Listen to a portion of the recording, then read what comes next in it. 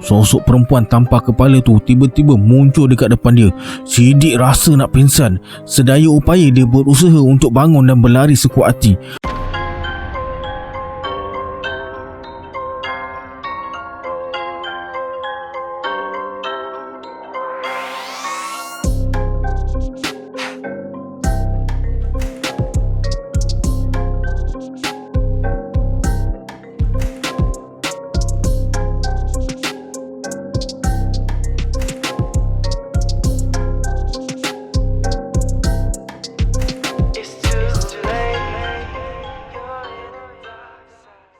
A'udzubillahiminasyaitonirrajim. Bismillahirrahmanirrahim.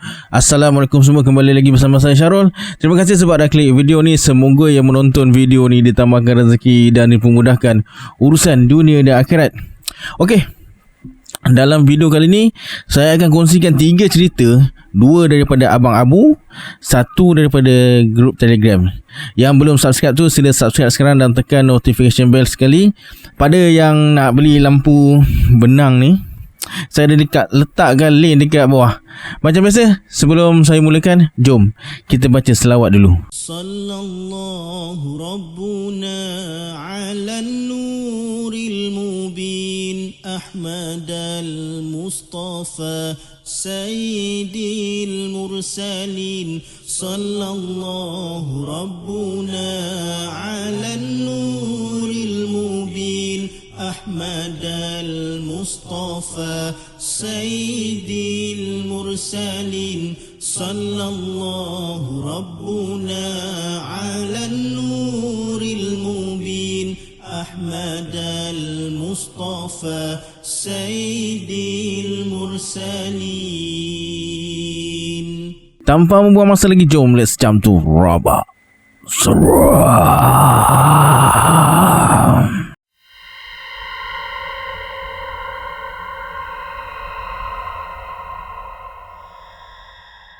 Teruja dengan tugasan kedua dekat kaki Gunung Ledang, mereka berlima bergerak dari kota tinggi ke Tangkak dan akhirnya tiba di kawasan yang ditugaskan. Abang Abu, Abang J, Abang K, Abang M dan seorang ahli baru mereka.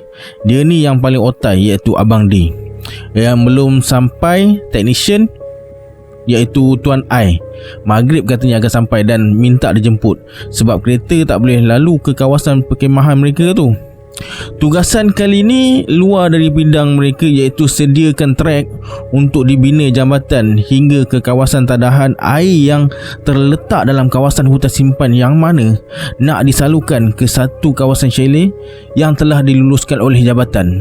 Sampai dekat kawasan tersebut, Abang Din sambut mereka dengan pembantu tuan punya chalet, iaitu Pak Radin. Mereka semua ditempatkan di salah satu pondok yang telah dibina dari plywood berhampiran pinggir hutan dekat dengan tempat kerja mereka. Cukuplah untuk mereka berteduh. Macam biasa, tandas dekat luar. Allahu Akbar. Teringat Gunung Pulai. InsyaAllah kali ni tak ada apa-apa berlaku. Setelah siap berkemas dan hidupkan generator, tiba-tiba Abang D bagi tahu yang Tuan I dah sampai dan minta mereka jemput dia. Jadi Abang Abu, Abang D dan Abang K pun bergerak keluar. Perjalanan ambil masa lebih kurang 30 minit sebab jauh ke dalam sikit. Laluannya ikut ladang kelapa sawit. Tapi dah dekat sejam, mereka berpusing-pusing dalam ladang kelapa sawit tu. Abang D bersuara, "Habis, kena main dah kita ni." "Sabar bang, jangan cakap bukan-bukan."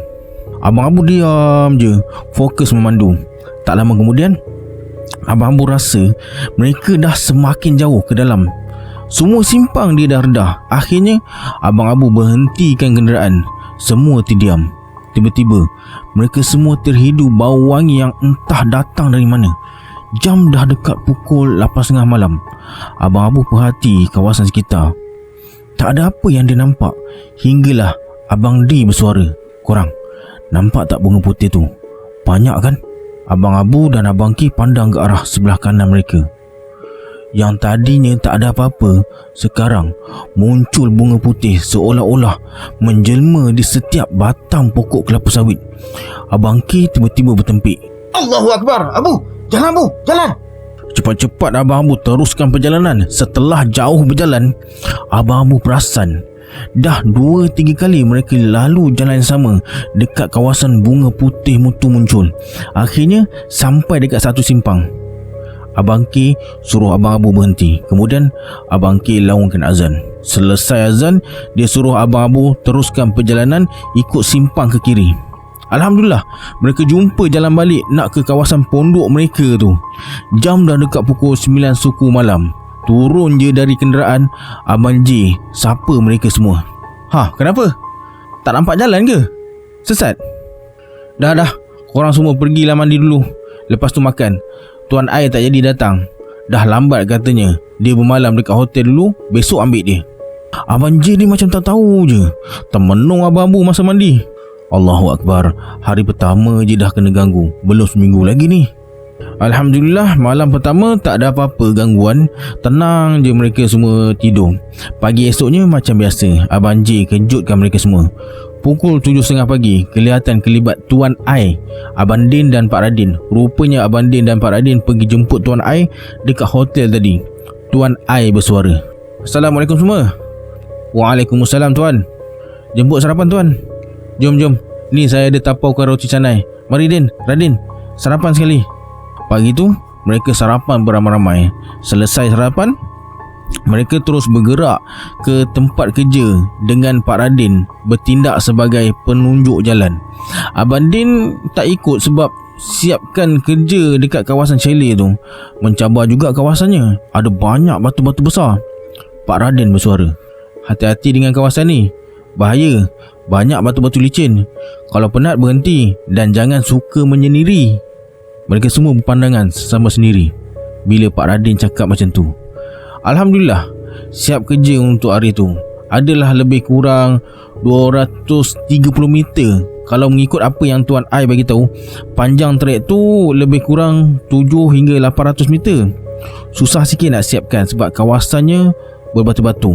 Lebih kurang pukul 4.30 petang, mereka pun bergerak semula ke kawasan pondok. Sampai dekat sana, mereka semua terus bergotong royong memasak. Selesai makan dan mandi, Tuan Ai bagi tahu dia kena balik sebab ada urusan dekat Mersing. Alhamdulillah, malam kedua pun tak ada apa-apa yang berlaku sehinggalah malam ketiga, Selasa malam Rabu.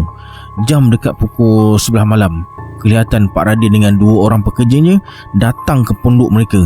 Biasanya Pak Radin dah tahu awal pukul 9 atau pukul 10 dah balik lepas berbual. Tapi malam ni lewat pula dia datang. Pak Radin bersuara, "J mana J?" "Ada ni pak." "Nak ke mana bang?" "Aku ada hal sikit. Kalau lewat sangat, nanti korang tutup je generator tu." "Bang, nak ikut boleh?" "Kau ni berani ke nak ikut?" "Betul ni kau nak ikut Abu? Aku tak boleh beritahu nak ke mana sebab tu pantangnya." "Dah lah tu, masa dah suntuk ni je. Jom kita." Mereka berempat menuju ke kawasan tempat kerja. Abang N tepuk bahu Abang Abu dan ajak ikut mereka. Rupanya mereka berempat menuju ke salah satu batu besar. Abang Abu dan Abang M cuma perhati je dari jauh. Kelihatan Pak Radin tengah hidupkan beberapa batang lilin dan kemenyan. Abang Abu bersuara, "Allahu Akbar. Mereka nak mengangkung ke?" "Shh, diam Abu. Tengok je." Abang Abu dah tak sedap hati. Tiba-tiba langit malam yang berbintang kelihatan gelap yang amat pekat. Ish, bau apa ni? Tak semena-mena Abang Abu terhidu bau yang sangat wangi. Bau ni sama macam bau yang mereka hidu masa sesat hari tu. Macam tak percaya, tiba-tiba muncul bunga-bunga putih di sekeliling kawasan Abang J dan Pak Radin hinggalah 10 meter ke belakang mereka. Tak semena-mena, hujan dan angin yang kuat datang dari kawasan atas menuju ke bawah tempat Abang J dan Pak Radin buat ritual tu. Habis dahan-dahan pokok besar patah dibuatnya. Bising betul suasana masa tu. Abang Abu ajak Abang M gerak, tapi Abang M suruh tunggu kejap. Tak lama kemudian, angin dan hujan berhenti. Abang M bersuara, "Abu, kau nampak tak tu? Atas batu tu ada 2 lembaga Abu. Besar hitam, mata merah." Abang Abu terkaku. Memang jelas nampak ada 2 lembaga hitam tengah berdiri depan Abang J, Pak Radin dan 2 orang pekerjanya. Abang Abu ajak Abang M balik sekali lagi, tapi Abang M suruh tunggu kejap sebab dia kata yang ketiga nak menjelma. Abang M tunjuk ke arah di antara 2 lembaga tu. Muncul lembaga yang ketiga. seorang nenek berbongkok 3 dan berbaju lusuh. Kali ni Abang Abu dah tak tahan nak berada dekat kawasan tu sebab aura-aura negatif semakin terasa lepas jemaah nenek tu muncul. Bahaya ni. Abang Abu terus tarik tangan Abang M, ajak dia balik. Abang M setuju. Mereka pun cepat-cepat bergerak ke kawasan pondok semula. Sampai pondok dah dekat pukul 2 pagi. Tak semena-mena hujan turun dengan angin yang begitu kuat. Abang Abu rasa tak sedap hati. Dia rasa macam ada sesuatu yang akan terjadi. Abang Abu bersuara, "Abang M, macam mana abang boleh tahu yang ketiga nak muncul?" "Abang jengkau lah dah cerita pada aku yang Pak Radin boleh menurun dan kawasan kita pergi tadi ada penjaganya, 2 pengawal dan 1 serikandinya, seorang perempuan. Dah lama Pak Radin tahu, dari awal-awal teroka kawasan ni lagi. Sampai waktu dia rasa sesuai untuk buat malam ni. Tu yang dia ajak Abang J." "Abang dah cakap dengan Abang J ke? Nasihat ke?" "Siapa? Abang J kau? Macam lah tak kenal. Benda ni bahaya bang. Lagipun kita dekat tempat kawasan ada keramat je bang." "Dah lah, jom kita masuk tidur. Rasanya Abang J tak balik malam ni. Pandai-pandailah dia." Lena juga tidur malam tu. Sedar-sedar Abang K kejutkan suruh bangun mandi. Abang Abu terpinga-pinga. Biasanya Abang J yang kejutkan. Sah, ini mesti belum balik lagi. Lepas sarapan, kelihatan dari jauh Pak Radin, Abang J melangkah dengan perlahan-lahan. "Assalamualaikum." "Waalaikumsalam Pak. Jemput sarapan Pak." "Tuangkan aku kopi jadi." Pak Radin terus duduk. Abang J hanya diam dan termenung je sejak dari mula-mula sampai tadi. Apalah yang jadi malam tadi agaknya ya.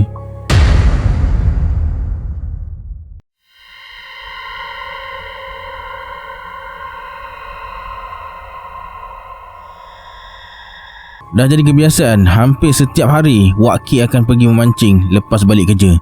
Sorang-sorang pun jadi. Kadang-kadang anak dia teman. Wak Ki ni setiap kali mancing mesti dapat hasil yang lumayan. Seronok tengok dia bawa balik ikan ataupun udang. Nak dijadikan cerita. Masa tu macam biasa, Wak Ki pergi mancing seorang diri dekat satu jambatan berhampiran dengan Selekoh Sharifah. Tempat ni memang top list untuk kaki-kaki pancing. Punya lama melayan tak sedar jam dah dekat pukul 12 malam. Wak Ki pun beralih dari bawah ke atas jambatan. Wak Ki ni memang berani orangnya, walaupun fizikalnya tak besar mana pun. Masa tengah mancing tu, tiba-tiba Wak Ki rasa meremang yang amat sangat. Ish, apa salah macam pula rasanya ni? Perasaan je kot. Wak Ki teruskan memancing atas jambatan tu. Tak lama kemudian, tiba-tiba Wak Ki ternampak sepasang mata berwarna merah tengah duduk mencangkung atas pokok besar kira-kira 40 meter dekat depan dia. Wak Ki amati betul-betul sosok tu dan alangkah terkejutnya bila Wak Ki sedar sosok tu adalah Pontianak. Wak Ki terus berselawat dan ambil parang yang dibawanya. Tiba-tiba Pontianak tu mengilai dengan suara yang amat menyeramkan sambil merenung tepat ke arah Wak Ki. Allahu Akbar, dia mengilai pula. Wak Ki terus baca selawat tak putus-putus. Dekat 10 minit jugalah Pontianak tu cuba ganggu mental Wak Ki, tapi dengan selamba Wak Ki teruskan memancing sehinggalah Pontianak tu berdiri dan mengilai lebih kuat dan lebih menyeramkan lagi. Wak Ki terus hilang sabar. Dia cabut parang dan halakan pada Pontianak tu sambil bersuara, "Oi, kau dah kenapa mengilai dekat sini? Kan aku tengah memancing ni. Kau boleh diam tak? Kau nampak parang ni mendapat kau ni garang." Terdiam Pontianak tu macam faham bahasa pula. Mungkin terperanjat kot. Tapi dah namanya hantu. Lepas terdiam tu, semakin menjadi-jadi Pontianak tu mengilai dengan suara yang lebih menyeramkan. Tapi kali ni dalam keadaan terapung pula. Masih dekat pokok yang sama. Wak Ki bersuara lagi, "Allahu Akbar, dah nak terbang pula. Oi, kau memang tak faham bahasa ke? Kan aku dah kata jangan ganggu aku nak memancing. Kau nampak tak parang ni? Kau betul-betul nak merasa ke? Kan boleh duduk diam-diam tengok aku mancing. Susah sangat ke setan?" Sekali lagi Pontianak tu terdiam dan mencangkung semula atas pokok besar tu. Kali ni Pontianak tu jegirkan biji matanya ke arah Wak Ki. Akhirnya Wak K mengalah. Dia kemas barang-barang pancing dan menuju ke motosikal. Kemudian dia ambil parang dan halakan pada Pontianak tu sambil berkata, "Sekarang aku nak balik. Jangan kau nak ikut pula. Kau duduklah dekat situ. Aku dah tak ganggu kau dan jangan pula kau ganggu aku." Pontianak tu terus mengilai macam meraihkan kemenangannya. Wak K bersuara lagi, "Dah lah, lantak kau lah hantu." Sambil mulut tak henti-henti berselawat, Wak K teruskan perjalanan ke rumah dengan selamat. 2-3 hari jugalah Wak K demam, tapi bila dah sembuh, dia sambung aktiviti memancingnya semula, tetap dekat tempat yang sama, iaitu Selekoh Sharifah.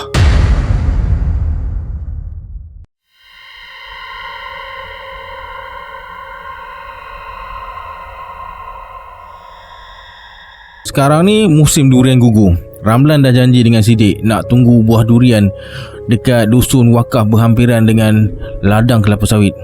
Tak tahu siapa yang mewakafkan dusun tersebut dan dah lama penduduk berhampiran kutip buah durian dekat situ.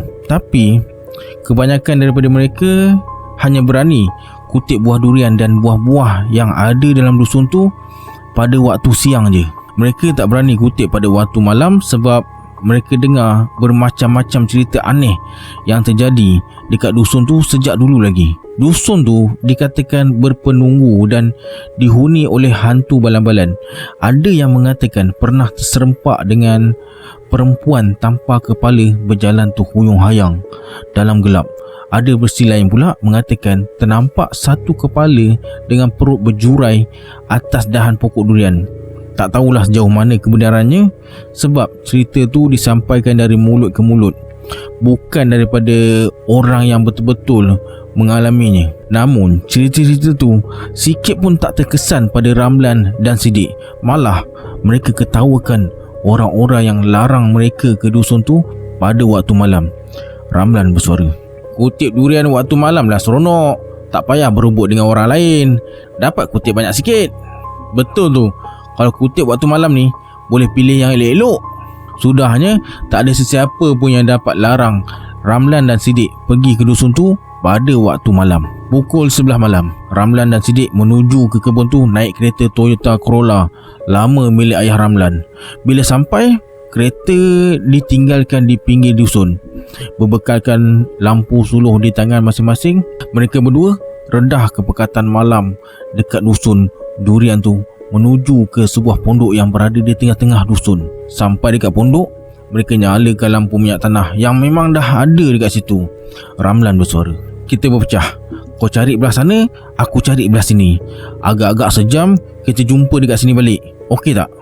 "Okey, aku setuju. Tapi kalau ada apa-apa, jerit kau kuat." Lepas ambil guni masing-masing, mereka berpecah. Ramlan menghala ke utara manakala si Sidik menghala ke selatan. Sesekali terdengar bunyi berdebuk-debuk, tanda ada durian yang jatuh. Ramlan dan Sidik tersenyum. Kalau dapat kutip lebih malam ni, mereka nak jual pada Apek Asyong yang ada kedai buah dekat pekan. Masa Ramlan tengah menyuluh-nyuluh ke tanah, tiba-tiba dia rasakan badannya dibaling sesuatu. Cepat-cepat Ramlan toleh ke belakang. Tup! Kepala dia pula dibaling dari belakang. Ramlan menggosok-gosok kepala sambil matanya meliar memerhati gelap malam tu. Tak nampak sesiapa pun. Putik durian jatuh agaknya. Ramlan nak sedapkan hati. Kemudian dia sambung kutip buah durian. Tak lama kemudian, tiba-tiba Ramlan terdengar bunyi ranting dipijak. Dengan pantas dia menyuluh sebab dia ingat Sidik. Ramlan bersuara sambil terus suluh kawasan sekitarnya. "Sidik, kau ke tu?" Masa suluh-suluh tu, Ramlan tersuluh satu sosok tubuh. Serta-merta muka dia berubah jadi pucat. Mulutnya terlopong. Dekat depan dia, kelihatan seorang perempuan pakai kebaya ketat tengah berjalan menghampirinya. Tapi perempuan tu tak ada kepala. Tiba-tiba terdengar suara yang entah dari mana datangnya. "Bang, ada nampak kepala saya tak?" Semakin lama, sosok perempuan tu semakin dekat dengan Ramlan. Tangannya teraba-raba ke depan macam orang buta. Dari bekas potongan lehernya, kelihatan darah mengalir tanpa henti. Ramlan menggigil ketakutan, tapi dia tak mampu menjerit nak panggil Sidik. Dengan berbekalkan semangat yang masih ada, Ramlan berlari sekuat hati tinggalkan tempat tu. Dia dah tak peduli lagi guni yang penuh berisi dengan buah durian. Tak peduli lagi kakinya yang dah luka-luka akibat tersaduk akar kayu berkali-kali. Yang penting, dia dapat lari dari perempuan tanpa kepala tu. Sebaik saja sampai dekat kereta, Ramlan terus masuk ke dalam kereta dan kunci pintu dari dalam. Menggigil-gigil badan dia sambil mulut lintah pukang baca surah-surah pendek yang dia hafal. Sementara tu, Sidik masih leka kutip buah durian sampaikan dia tak sedar Ramlan baru je berlari depan dia tadi. Seronok kutip buah durian agaknya. Buk, buk, bunyi buah durian jatuh. Sidik terus menyuluh. Ada beberapa biji buah durian tergulik depan dia. Sidik kepit lampu suluh dekat celah ketiak, lalu mula mengutip satu persatu buah durian tu. Sampai dekat buah durian yang terakhir tu, Sidik rasa lain macam. Buah durian ni disaluti sesuatu yang berbulu, berseliat. Sidik angkat buah durian tu dan suluh ke arah buah durian yang dia pegangnya. Sidik terus bertempik. Bukan buah durian yang dia pegang, tapi kepala perempuan berambut panjang dengan isi perut terburai. Disebabkan terlampau takut, Sidik baling kepala tu sebelum jatuh terduduk. Lutut Sidik terasa lemah. Kepala tu melantung-lantung macam bola dan terkena sebatang pokok durian, kemudian melayang tinggi ke udara. Sidik ternganga tengok kepala tu terbang ke udara. Mata makhluk tu renung tajam ke arah Sidik sambil menyeringai. Tiba-tiba terdengar suara. "Abang, nampak kepala saya tak?" Sosok perempuan tanpa kepala tu tiba-tiba muncul dekat depan dia. Sidik rasa nak pingsan. Sedaya upaya dia berusaha untuk bangun dan berlari sekuat hati. Berkali-kali Sidik jatuh tergolek sebab terlanggar tunggul dan akar kayu. Dia berlari menuju ke arah pondok. Tapi bila sampai sana, Ramlan tak ada. Bila Sidik toleh ke belakang, dia nampak kepala hantu balan-balan melayang-layang menghampirinya. Sidik terus berlari ke arah kereta tepi jalan. Bila sampai dekat kereta, Sidik pekik suruh Ramlan buka pintu. Sidik terus masuk dalam kereta dalam keadaan berpeluh dan tercungap-cungap. "Kau penggena?" tanya Ramlan. Terketa-keta Sidik mengangguk dengan bibirnya menggeletar. Tanpa buang masa, Ramlan hidupkan enjin kereta. Tiba-tiba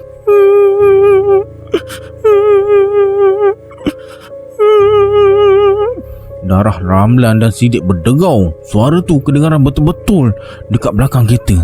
Mereka berdua saling pandangan dan bagi isyarat masing-masing takkan toleh ke belakang.